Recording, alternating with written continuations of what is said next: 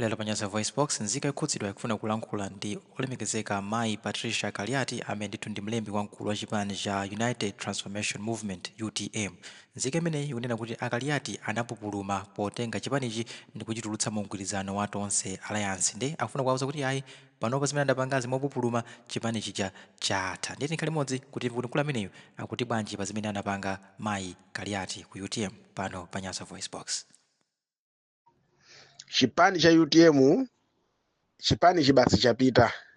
ndifuna ndauza mayi Kaliati kuti tabwera pakati pa boti sasinthira pakati pa nyanja chambo chocha sasusira sima inu zona olo kujijilika kwakeko ndipo bwa mukanazipanga zinthu zomwe adongosolo Chilima wakhala ali kubomako wakhala kugwira ntchito ndi boma kwa nthawi itali kwa basi zaka 4 akugwira benchito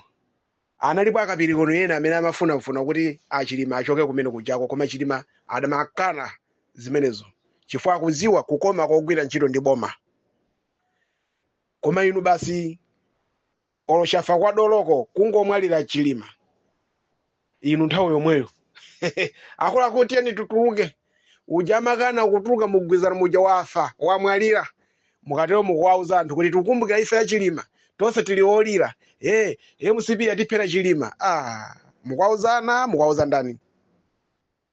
apatu pamene mweziwa kuti usipa sathira soda chipani ulendo uwu chipani ichi chinalowa mwa miyambi komanso chitha mwa miyambi chipani chimene cha UTM ziko mkwambiri ziko kwambiri.